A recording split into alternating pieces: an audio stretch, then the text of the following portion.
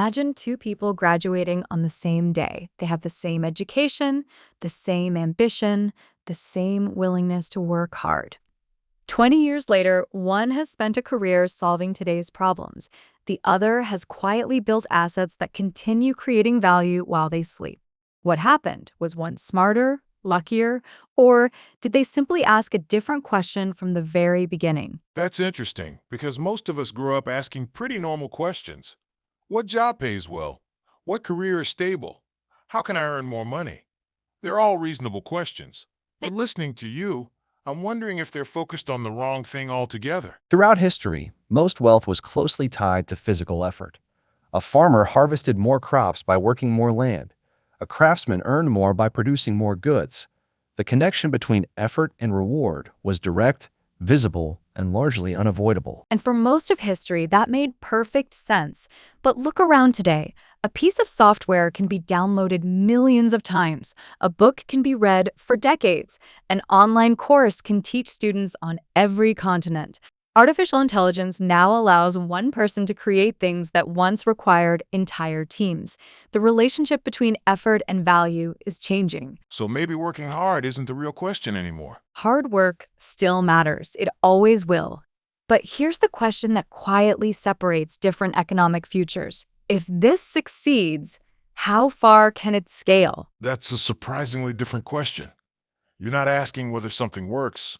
You're asking what happens after it works. History suggests that many of the world's most influential ideas shared one characteristic. They continued creating value long after the original work was finished. A scientific discovery, a legal framework, a book, a patent, an operating system. Their impact wasn't limited to the day they were created. Exactly. Imagine two people who each invest 1,000 hours into a project. One builds something that earns money only while they're actively working. The other builds something that keeps creating value for years. They invested the same amount of effort, but they built completely different economic engines. I think that's the first big mindset shift. Most people measure effort. Very few stop to measure the engine that effort is creating. And that's what this episode is really about. Not how to work harder, not how to get rich quickly, but how to recognize the difference between work that ends and work that keeps working. Because once you see that difference, you start asking different questions about careers, investing, artificial intelligence, learning, and even your own future. And those different questions often lead to very different lives. Let me ask you a simple question. Imagine two businesses. The first owns a popular restaurant. The second sells accounting software online. Both are successful. Both have happy customers. Both make money. Which business becomes easier to grow? My first thought is the restaurant. If people love the food, just open another location. Problem solved. That's how many businesses have expanded throughout history. More demand usually meant more buildings, more employees, more equipment, and more capital. Growth was possible, but every step forward required additional resources. Exactly. Every new restaurant needs another kitchen, another team, more ingredients, more rent, more electricity. Success creates more work. Now compare that with software. Once it's built, the next customer downloads exactly the same product. So does the 100th customer and the millionth. The original work doesn't need to be repeated. So the difference isn't that software is better. It's that the economics are completely different. Exactly. That's the key idea. The restaurant grows by repeating work. The software company grows by replicating work. At first, those two models don't look very different, but over 10 or 20 years, the gap can become enormous. This shift has appeared repeatedly throughout history. Books reached more readers than speeches. Recorded music reached more listeners than live performances. Software reached more customers than customized solutions. Each new technology reduced the cost of replication. That actually explains something I've wondered about for years. Why are software companies sometimes worth hundreds of billions of dollars, while excellent traditional businesses aren't? Because investors aren't only buying today's profits, they're buying tomorrow's economics. They ask a different question. What does it cost to serve the next customer? If the answer is almost nothing, the business has the potential to scale very differently. So every extra customer makes the business stronger without making it much more expensive to run. Exactly. That's why scalability matters so much. It changes the relationship between effort and value. For most of history, those two things stayed closely connected. Today, they're starting to separate. One great idea can reach millions of people without requiring millions of hours of additional work. We can see the same pattern in many different industries. A patent may be licensed around the world. A digital course can teach students in every time zone. A successful mobile app can gain millions of users within months. The work happens once. The value continues expanding. But we should be careful here. It almost sounds like every business should become a software company. That's a great point. And the answer is no. Society needs restaurants. It needs hospitals. It needs electricians. It needs teachers. The goal isn't to say one business is more important than another. The goal is simply to understand that different businesses follow different economic rules. Understanding those rules has always been valuable. But in periods of rapid technological change, it becomes even more important because new technologies often change the cost of creating and distributing value. So maybe that's the real lesson. Before asking how much money a business makes today, ask how expensive it will be to serve the next million customers tomorrow. Exactly, because once you start asking that question, you stop looking only at products. You start looking at systems. And that's where the scalability mindset really begins. Let's look at this through the eyes of an investor. Imagine you're studying two companies. Both are profitable. Both have talented management. Both are growing. On paper, they look remarkably similar. But 20 years later, one becomes one of the most valuable companies in the world, while the other quietly disappears. What did the market see that most people missed? I think most investors would immediately compare earnings, revenue growth, profit margins, maybe the price-to-earnings ratio. Those are the numbers everyone talks about. Those numbers matter. But history suggests that extraordinary investments often come from understanding the business before the financial statements fully reveal what's happening. Investors who consistently outperform are often studying the engine, not just the dashboard. Exactly. Let's use NVIDIA as an example. For years, many people thought NVIDIA was simply a company that sold graphics cards. That wasn't wrong. It just wasn't the whole story. Because today, almost everyone thinks of NVIDIA as an AI company. They do. But the transformation didn't happen overnight. Years before artificial intelligence became mainstream, NVIDIA invested heavily in something called CUDA. Most people had never heard of it. Investors paid far more attention to quarterly earnings than to a software platform for developers. CUDA quietly became an ecosystem. Researchers learned it. Universities taught it. Software companies built around it. Every new developer made the platform more valuable for everyone else. Those kinds of reinforcing systems have appeared throughout economic history. So by the time AI exploded, NVIDIA wasn't just selling chips anymore. It had already built the foundation that everyone else wanted to use. Exactly. That's what scalability often looks like. It doesn't arrive all at once. It compounds quietly while most people are looking somewhere else. By the time the opportunity becomes obvious, much of the value has already been created. That's actually a little surprising. It sounds like investors weren't really buying graphics cards. They were buying an economic system. I think that's exactly right. Great investors don't only ask, what does this company sell? They ask, what becomes stronger every time another customer joins? That's a completely different question. It's also why some businesses become more valuable as they grow, while others simply become larger. Scale isn't only about size. It's about reinforcing advantages that become increasingly difficult for competitors to copy. So maybe the biggest opportunity isn't finding the company with the fastest growing revenue. It's finding the company whose economic engine gets stronger every year. Exactly. That's why I'd like to introduce another way of looking at businesses. Instead of asking only whether a company is growing, ask whether success makes future success easier. Does every new customer strengthen the business? Does technology amplify its advantages? Does scale reduce costs or increase value? Those questions often reveal much more than a single quarter's earnings report. Throughout history, some of the greatest investments looked expensive if you focused only on today's numbers. They looked remarkably cheap if you understood the long-term economics of the system they were building. I think that's the shift. Stop looking only at products. Start looking at economic engines. Exactly. Financial statements tell you where a company has been. Scalability helps you imagine where it could go. And in a world increasingly shaped by artificial intelligence, that distinction may become more important than ever before. Every major technology changes the economy in some way. Steam power changed manufacturing.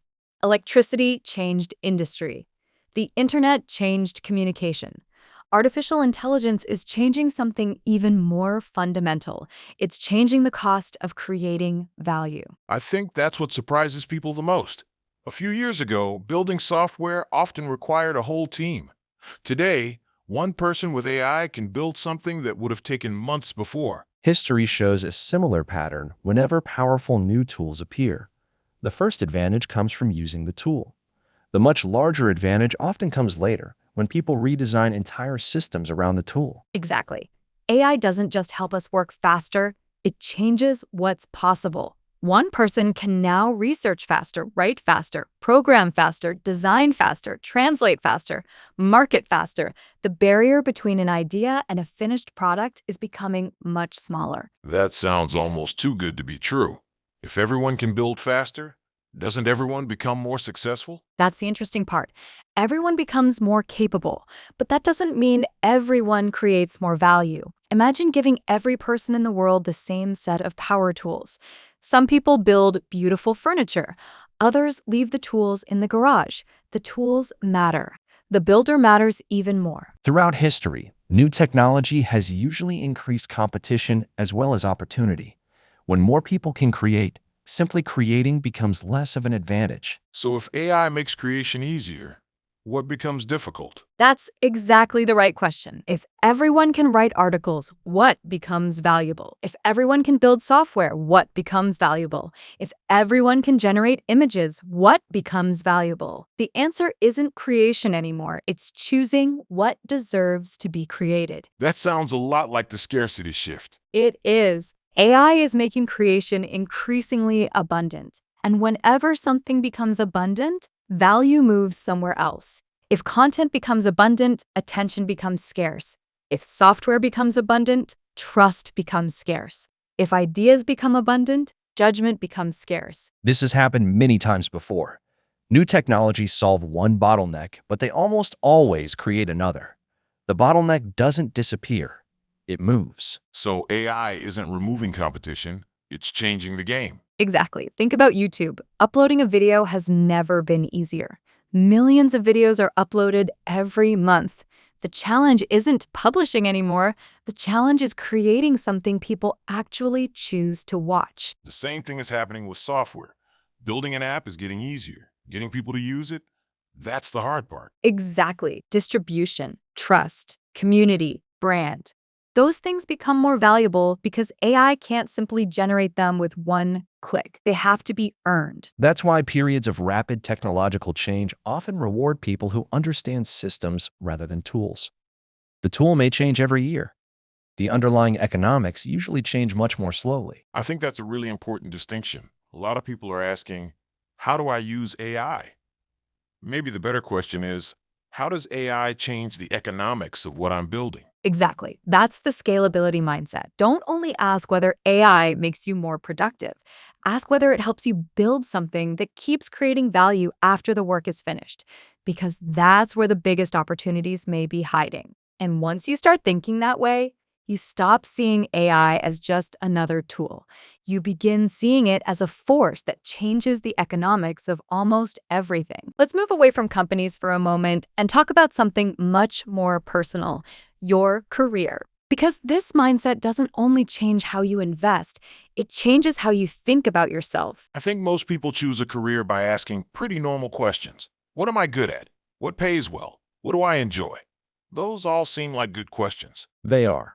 And for most of history, they were often enough.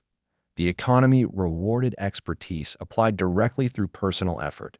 Your knowledge and your time were usually sold together. That's still true for many professions. A doctor treats one patient at a time. A lawyer works on one case at a time. A consultant solves one client's problem at a time. Those professions create enormous value, but their economics are largely tied to personal involvement. So if you stop working, the income usually stops as well. Exactly. Now imagine something different. Imagine a consultant who notices that clients keep asking the same questions. Instead of solving those problems from scratch every time, the consultant starts documenting the answers. Those documents become frameworks. The frameworks become workshops. The workshops become online courses. Eventually, they become software powered by AI. The expertise didn't change. The way it was delivered did. This pattern has appeared repeatedly throughout history.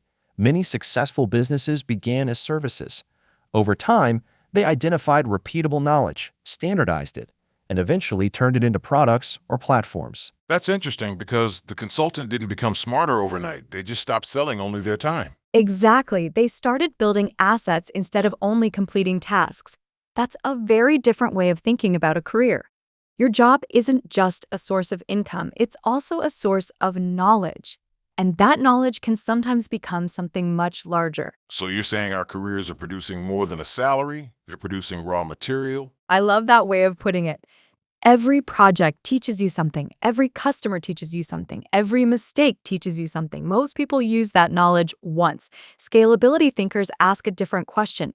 Can this knowledge help 1,000 people instead of one? Throughout history, teachers have done exactly that. A lesson first reaches one classroom, then it becomes a textbook. Later, it becomes an online course. Today, it may become an AI tutor available around the world. The underlying knowledge remains remarkably similar. The distribution changes dramatically. That also explains why so many professionals are starting YouTube channels, writing books, or building newsletters. They're not necessarily changing careers, they're extending them. Exactly. A doctor is still a doctor. An engineer is still an engineer. A scientist is still a scientist. But technology allows their expertise to travel much further than it could before. That's the opportunity AI is creating. It isn't replacing expertise. It's amplifying expertise. I think that's a much more optimistic way to look at AI. Instead of asking, will AI replace my job? Maybe we should ask, can AI help my knowledge reach more people? That's exactly the mindset shift. AI doesn't remove the need for experience. It increases the value of experience that can be organized, packaged, and shared. The people who understand this early won't just become more productive. They'll build entirely different economic engines. This also changes how we think about learning. Some knowledge helps you solve today's problems. Other knowledge improves every future decision you make. Those are very different investments. Can you give an example? Sure. Learning a specific software program is useful, but learning systems thinking helps you understand businesses, organizations, AI, investing, and even history. Learning probability improves investing, entrepreneurship, and everyday decision-making. Communication improves almost every career you'll ever have. Those skills compound because they improve many other skills at the same time. So instead of asking, what should I learn next? Maybe we should ask, what keeps paying me back for the rest of my life? Exactly. That's one of the most powerful questions you can ask. Some skills create value once. Other skills quietly improve hundreds of future decisions. That's why frameworks are so valuable. You learn them once, but they continue working every time you face a new situation. History suggests that the most durable competitive advantages often come from combinations rather than single skills. Technical expertise combined with communication, scientific knowledge combined with entrepreneurship, engineering combined with design, technology changes. Powerful combinations often endure much longer. That actually makes me think about careers differently. Maybe we're not climbing a ladder anymore. Maybe we're building a platform. I think that's exactly what's happening. The old model was to become better at one job every year. The new opportunity is to become better at building systems around your expertise, systems that continue creating value, whether you're working today or preparing for tomorrow. And once you start seeing your career that way, every new opportunity looks different because you're no longer asking, can I do this job? You're asking, what kind of economic engine could this become? Every great mental model eventually becomes a simple question you ask without even thinking. First principles. Opportunity cost, second-order thinking. I'd like to suggest another one today, the scalability filter. Whenever you're evaluating a career, a business, an investment, or even a new skill, run it through this filter before committing your time and energy. I like that already. It's much easier to remember a filter than a list of ideas. So where do we start? Throughout history, decision makers have relied on surprisingly simple frameworks, not because the world is simple, but because consistent questions often produce better decisions than complicated predictions. Exactly. The first question is simple. Can it scale? Imagine everything goes right. Could this opportunity eventually reach 100 times more people? Not because it will, but because it can. Potential matters before probability. That's a subtle distinction. We're testing the architecture, not predicting the outcome. Exactly. The second question is this. Does technology make it stronger? AI, automation, software, networks, do they increase the value of what you're building, or do they make it easier for competitors to copy you? Historically, transformative technologies rarely help every business equally. They reward certain economic structures far more than others. All right, what's next? Question 3. As the business grows, do costs grow at the same speed, or does each additional customer become cheaper to serve? Economists call this marginal cost. It's one of the biggest reasons software, media, and intellectual property can become so valuable. The first copy may be expensive. The millionth copy often costs almost nothing. That's the restaurant versus software example. One repeats work, the other replicates work. Exactly. Question 4. Can the value itself be replicated? Think beyond products. Could your knowledge become a course? Could your consulting become software? Could today's solution solve tomorrow's problems without starting from zero every time? Many of history's most durable assets share that characteristic. They solve the same problem repeatedly without recreating the original effort. And the last question? If everything works, could this eventually become global? That's not because every business should become global. It's because the question forces you to separate real limits from imagined ones. Sometimes the biggest barrier isn't the market. It's our assumptions about the market. Let me see if I've got it. Can it scale? Does technology amplify it? Do costs grow slower than value? Can the value itself be replicated? And if everything works, could it eventually reach the world? That's the scalability filter. Notice what it doesn't ask. It doesn't ask how exciting the idea sounds. It doesn't ask how quickly you'll make money. It asks something much deeper. If this succeeds, what kind of economic engine am I actually building? Good frameworks don't predict the future. They improve the quality of the decisions that create the future. That's why they continue paying dividends long after you've learned them. I think that's what I'll remember from today. Before I invest my money or my time, I'll run the opportunity through the scalability filter first. That's exactly the goal, not to tell you what to choose, but to help you ask better questions. Because better questions don't guarantee better lives. But over years and decades, they make better lives much more likely. By now, you may have noticed something. This episode isn't really about software. It isn't about startups, and it isn't even about artificial intelligence. It's about how you make decisions. Because once you understand scalability, you start asking different questions about almost everything in life. I was just thinking that this doesn't feel like a business lesson anymore. It feels more like a way of looking at the world. Many influential mental models eventually become lenses rather than subjects. People stop consciously thinking about them because they become part of how they naturally interpret new situations. Exactly. Let's start with learning. Imagine two people spend the next 5 years improving themselves. One memorizes information, the other learns frameworks. Which person has the bigger advantage 10 years later? My first instinct is the person with more information, but I have a feeling that's the wrong answer. Information is valuable, but information expires. Software changes, statistics change, technology changes. Good frameworks often become more valuable over time because you keep applying them to new situations.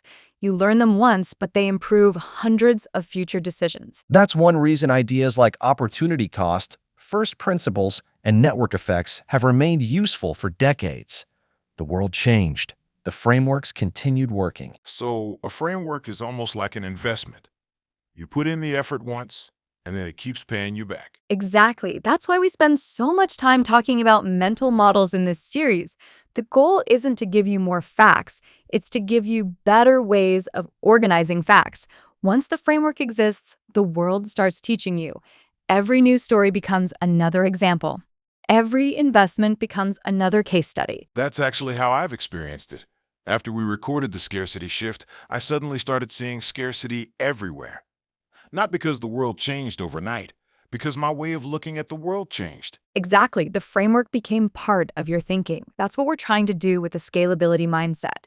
We want the question to appear automatically every time you discover a new opportunity. History suggests that people who consistently make good decisions often have one thing in common. They rely on a relatively small number of powerful frameworks and apply them repeatedly across many different situations. Let's talk about investing for a moment, because this feels relevant there too. Very much so. Many investors spend enormous amounts of time trying to predict what the market will do next week. But imagine spending that same energy learning how to recognize exceptional businesses instead. One prediction helps once. A better investment framework can improve every investment you make for the rest of your life. That's a completely different way of thinking. You're investing in your decision making instead of just investing your money. Exactly. And the same principle applies to relationships. Think about trust. Trust takes years to build. But once people trust your judgment, opportunities begin appearing that never would have existed otherwise. New partnerships, recommendations, invitations. Trust quietly compounds over time. Reputation has always been one of humanity's oldest assets. Long before digital technology, trusted merchants, craftsmen, and advisors often gained opportunities simply because people believed in their character and judgment. That's interesting, because nobody usually thinks of trust as a scalable asset. Maybe they should. Trust doesn't replace hard work, but it amplifies the value of your work. The same is true for communication, the same is true for leadership, the same is true for curiosity. These aren't just personality traits. They're capabilities that improve many other capabilities at the same time. What about health? Does the scalability mindset apply there too? Absolutely. Think about exercise. One workout doesn't change your life. One healthy meal doesn't change your life. One good night's sleep doesn't change your life. But over 10 or 20 years, those decisions compound. Good health becomes the platform supporting everything else you want to build. Historians often observe that sustained achievement usually depends on sustained capability. Health, energy, and resilience quietly increase the number of opportunities a person can successfully pursue over a lifetime. So maybe scalability isn't just about money. Maybe it's about building things that improve many parts of your life at the same time. I think that's exactly right. Some investments produce one result. Others create ripple effects. Learning to communicate improves your career, your relationships, your leadership, and your confidence. Learning probability helps you in investing, business, and everyday decisions. Building discipline improves almost everything. Those are scalable investments because they keep creating value in different areas of life. That's actually a really hopeful way to look at personal growth. Instead of trying to improve everything at once, you look for the few things that improve everything else. Exactly. And that's where this mindset becomes much bigger than economics. It becomes a philosophy of leverage. Every day you're making investments, not just with money, but with your time, your attention, and your energy. The question is no longer, what gives me the fastest result? The question becomes, what keeps creating value long after today's effort is over? And once you begin asking that question, your priorities start changing almost automatically. Can I push back on this idea for a minute? Because if someone had told me 10 years ago to build scalable assets, I probably would have answered, great idea. But for every Microsoft, there are 10,000 projects that never went anywhere. Isn't there a huge survivorship bias here? That's a fair challenge. And if our message were simply build something that scales, I'd agree with you. But that's not the message. Scalability doesn't create value. It multiplies value that already exists. If the foundation is weak, scaling just spreads the weakness faster. History supports that distinction. Every technological revolution has produced thousands of failures alongside a handful of extraordinary successes. The technology didn't decide the winners. The underlying economics did. Businesses with flawed foundations simply failed at a larger scale. So scaling isn't automatically a good thing.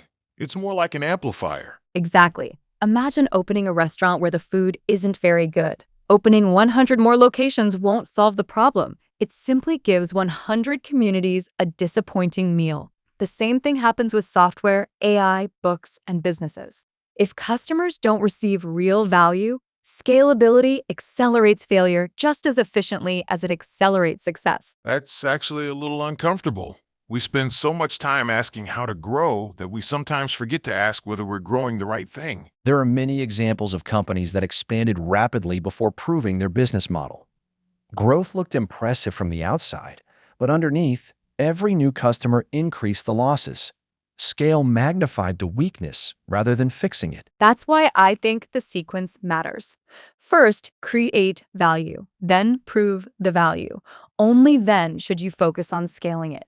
Reversing those steps is one of the most common mistakes in business and increasingly in the age of AI. AI probably makes that mistake easier than ever. You can generate a website in an afternoon, launch an app in a weekend, produce hundreds of videos in a month. It feels incredibly productive. It does, but productivity and usefulness aren't the same thing. AI has dramatically lowered the cost of creating. It hasn't lowered the cost of earning attention, trust, or loyalty. Those still have to be built one person at a time. That's one reason technological revolutions often create new scarcities rather than eliminating them. When creation becomes abundant, selection becomes more valuable. When everyone can publish, people who consistently identify quality become increasingly important. Which explains something I've been noticing online. There isn't a shortage of content anymore. There's a shortage of content worth spending time on. Exactly. That's why I think one sentence captures the entire episode. Build assets that deserve to scale, not assets that simply can scale because the market eventually discovers the difference. Customers discover the difference. And in the long run, reality always discovers the difference. So the scalability mindset isn't really about chasing growth. It's about becoming much more selective about what deserves years of your life. I think that's the real lesson. AI will give all of us the ability to create more than any generation before us, but the people who thrive won't be the ones who create the most. They'll be the ones who consistently choose the ideas, products, businesses, and relationships that are genuinely worth scaling. That's the hidden trap. And once you see it, you stop asking, how can I build faster? You start asking, what deserves to exist in the first place? I'd like to finish with one idea that quietly sits underneath everything we've discussed. Every day, whether we realize it or not, we're building one of two things. We're building tasks, or we're building assets. I think most people would say they're building a career, but I'm guessing that's not quite what you mean. Historically, most work has been task-oriented. A farmer harvested crops. A blacksmith forged tools. A carpenter built houses. The work created immediate value, but much of that value depended on continued effort. Exactly. A task creates value today. An asset keeps creating value tomorrow. That's the difference. A book is an asset. Software is an asset. A patent is an asset. A trusted brand is an asset. An investment portfolio is an asset. Even a great decision-making framework can become an asset because it improves hundreds of future decisions. That's interesting because we usually think of assets as financial things, stocks, real estate, cash, but you're using a much broader definition. Exactly. An asset is simply something that continues creating value after the original effort is over. Some assets produce income, others produce opportunities, others produce knowledge, others produce trust. The form doesn't matter nearly as much as the principle. Throughout history, civilizations have advanced by building assets rather than simply completing tasks. Roads, libraries, universities, scientific knowledge, legal systems. Each generation inherited assets created by the generations before them. That's actually a fascinating way to look at history. Civilization itself is really a collection of assets that people kept improving over time. Exactly. And the same principle applies to our own lives. Imagine spending 2 hours every evening. You could answer emails, attend meetings, complete paperwork. Those things may be necessary, but they usually end when the day ends. Now imagine spending those same 2 hours writing a book, building software, creating a course, learning AI, developing an investment framework. Those activities may not pay off immediately, but they have the potential to keep creating value for years. I think that's one reason building assets feels so uncomfortable in the beginning. You're doing a lot of work without getting much immediate feedback. Exactly. Assets usually feel inefficient at first. The effort comes today. The rewards often arrive much later. Human psychology loves immediate progress. Building assets requires patience because you're investing in a future version of yourself that doesn't exist yet. Many important innovations followed that same pattern. Years of invisible work were often followed by surprisingly rapid adoption. Looking backward, the success appears obvious. Living through the process rarely feels that way. So maybe one of the biggest differences between successful builders and everyone else is simply that they're willing to work long enough before the results become visible. I think that's a huge part of it. They understand that compounding always looks slow in the beginning. Think about planting a tree. For years, it seems small. Then one day, it provides shade for generations. Assets often behave the same way. I also noticed something else. The assets we've talked about don't only make money, they also make future work easier. Exactly. That's one of the hidden benefits. A good system saves time. A strong reputation creates opportunities. A loyal audience reduces marketing costs. Better health increases energy. Better frameworks improve decisions. Assets don't just produce results. They make future results easier to achieve. Economists sometimes describe this as cumulative advantage. Small differences, repeated consistently over long periods of time, can eventually produce remarkably different outcomes. So if someone listening wants to change one thing tomorrow morning, where should they start? I'd start with one simple habit. At the end of each day, ask yourself one question. Did I spend today only completing tasks, or did I also build at least one asset? Maybe it's one page of a book. Maybe it's documenting a process. Maybe it's learning a framework. Maybe it's creating something that didn't exist yesterday. Those small investments compound much more than most people imagine. I really like that because it's practical. You don't have to quit your job. You don't have to start a company tomorrow. You simply begin shifting a small part of your time toward building things that continue creating value. Exactly. That's the scalability mindset in practice. It's not about becoming a billionaire. It's not about building the next global technology company. It's about gradually changing where your effort goes. From work that ends toward work that keeps working. And once you make that shift, you begin looking at your career, your investments, your knowledge, and even your time in a completely different way because you're no longer just trying to earn a living. You're quietly building a collection of assets that can continue creating value long after today's work is done. When we started this episode, I thought we were going to talk about business, maybe investing, maybe AI. But somewhere along the way, I realized this is really a different way of looking at life. I think that's exactly what happened.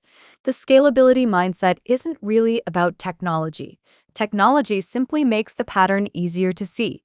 The deeper lesson is that every hour you invest can follow one of two paths.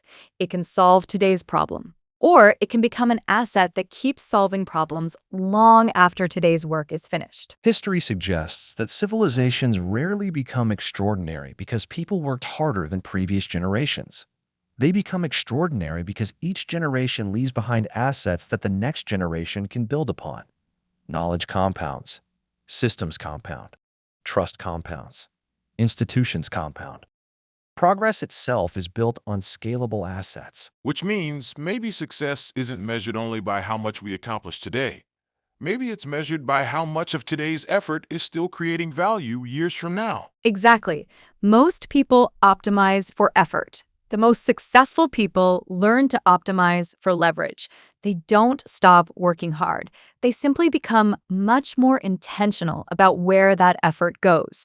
They build books instead of only reports, systems instead of only tasks, frameworks instead of only answers, assets instead of only income. And that's probably the sentence I'll remember from this episode. Build assets, not just tasks. I'd actually go one step further. Build assets that deserve to scale. Because scalability doesn't create value. It multiplies value that already exists. That's why the first challenge is never building faster. It's building something worth building. Every generation receives new tools. Artificial intelligence may be one of the most powerful tools humanity has ever created. But history suggests that tools alone never determine the future. The people who understand the underlying economics usually shape it. Which means AI won't simply reward the people who create the most. It may increasingly reward the people who create the things that continue creating value long after they're finished. Exactly. So the next time you're considering a new project, a new investment, a new career, or a new business, don't stop at asking whether it can succeed. Ask one more question. If this succeeds, will it continue creating value after my work is done? Because once you begin asking that question, you start making different decisions. And different decisions repeated consistently over time create different lives. The future doesn't only belong to the people who work the hardest.